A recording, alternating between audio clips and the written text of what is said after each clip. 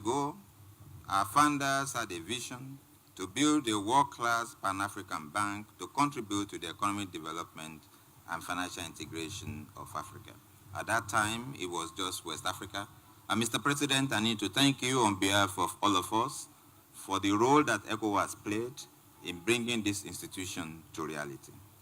Indeed, this building was designed with our customers in mind. In this new building, you can be assured of better facilities for smooth operations and a befitting ambience for conducting your business with us. I would like to thank His Excellency, the President of Ghana, for honoring our invitation. It's indeed a privilege to have you here, and I assure you that we will continue to work as an institution to contribute our quota to the building of the nation, Ghana.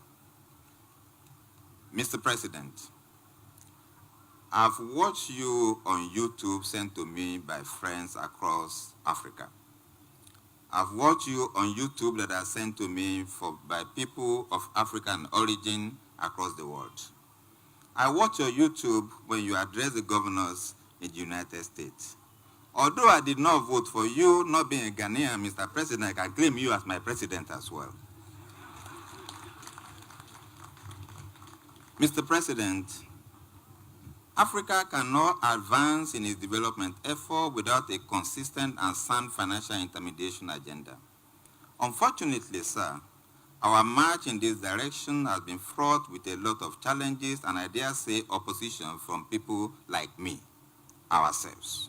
Mr. President, we become our own enemies when we borrow from banks and don't pay back.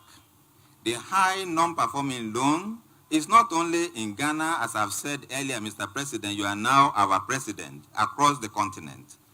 This high non-performing loan is a bigger issue for us, it's a painful ulcer to the financial system.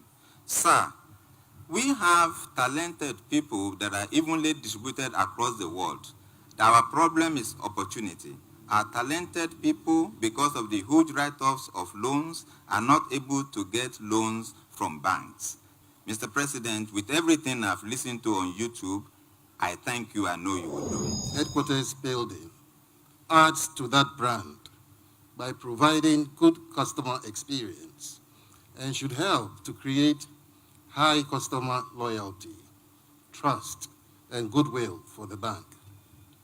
It also demonstrates Ecobank's confidence in the Ghanaian economy and the investments that the bank is willing to make in the Ghanaian market.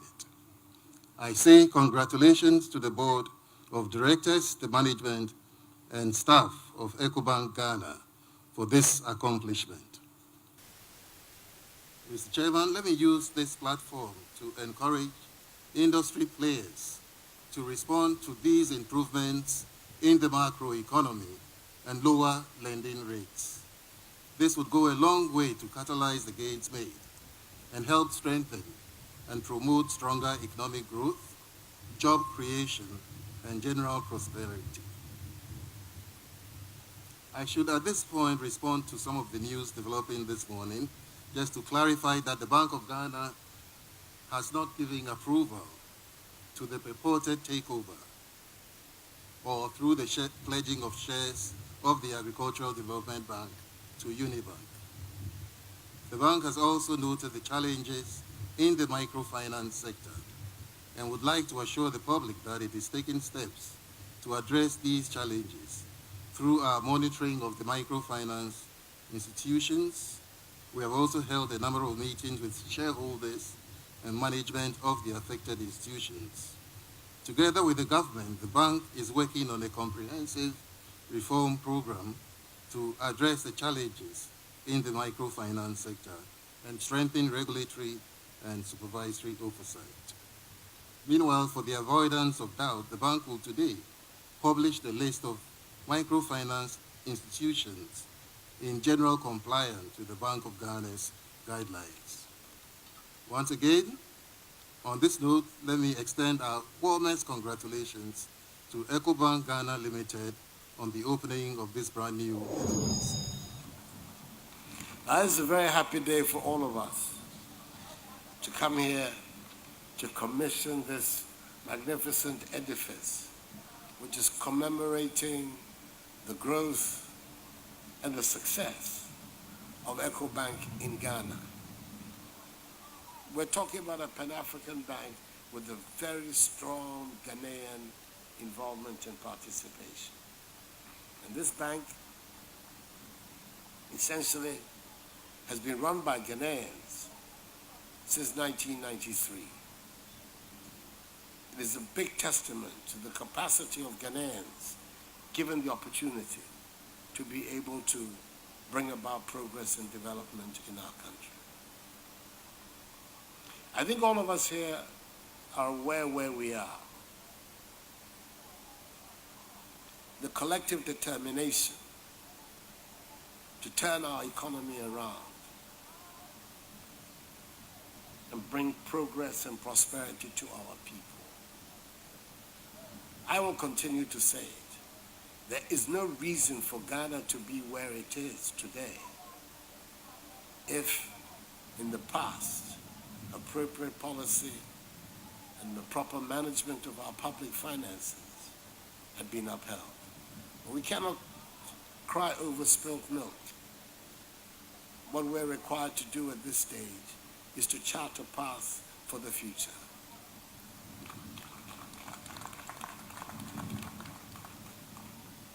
And that is what, in my modest way, I'm been attempting to do. To put a project before us that says that we are capable of developing this country with our resources and with the human material that we have.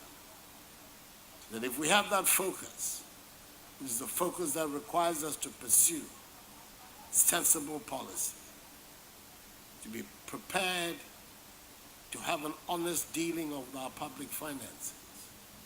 I believe, and I continue to believe, that the sky is the limit for this country. But I would like to reiterate some of what the governor of the bank said. One of the key tenets of the Ghana Beyond Aid project is to give freedom to private enterprises and to promote private sector-led growth to the Ghanaian economy. In the first budget of my government, the 2017 Asempa budget, we eliminated 14 taxes, which we call nuisance taxes, in order to create a breathing space for the business community. In the first year of government, the Ministry of Finance has seen to it that we maintain fiscal discipline. A deficit of 9.3%, which we inherited in 2017, in the course of 2017, has come down to 5.6. The projection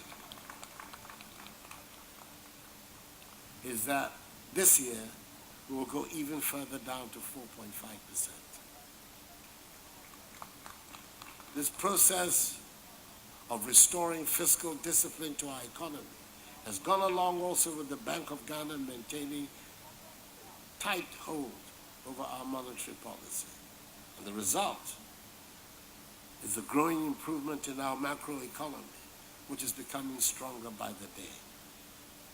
We've seen inflation decline from 15.6% in 2016 to 11.8% in 2017, and now at the end of January at 10.3%.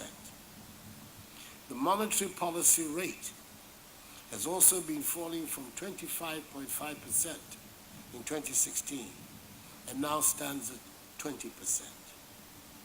The 91-day Treasury bill rate has also been falling from 16.4% in 2016 and now stands at 13.4%. But banking lending rates to the private sector has remained stubbornly high, averaging between 31.7% and 29.3% within the same period. The gap between what is happening to the decline in inflation and the rates being charged by the private bank that gap is a gap we have to bridge. And if we are to give really substantial compliment to the vision that we all share of Ghana as a free, entrepreneurial, and globally competitive economy, my challenge to you is to complement the efforts of my government,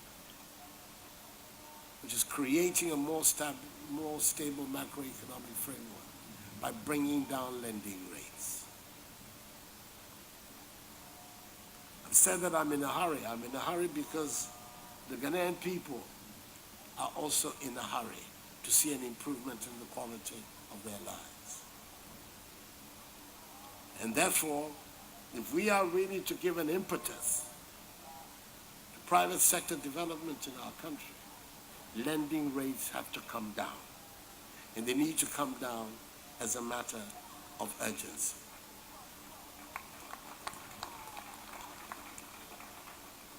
And a strong commitment from a bank like Ecobank, the leading bank in our country, to tackle this anomaly, rapid declines of inflation with high lending rates, would be a very good signal to the others. It will be the way we can grow our private sector and enable it to create jobs. And with all the other linkages, just grow into an enhancement of our general prosperity. So, my challenge, and I'm speaking on behalf of the Ghanaians who are not here, is for you to look at reducing in banking lending rates as quickly as possible. And when you respond to my appeal, I'd like to assure the group CEO that I definitely will lend my voice to an improved banking culture that has it, that people pay back their loans. But I want once again to congratulate the promoters, the management, board of directors of Ecobank on these tremendous strides that you're making, which is typified by this edifice that we're going to commission today. More grease to your elbows, and let us all work together to lift up Ghana and indeed move Ghana beyond aid. Thank you very much indeed.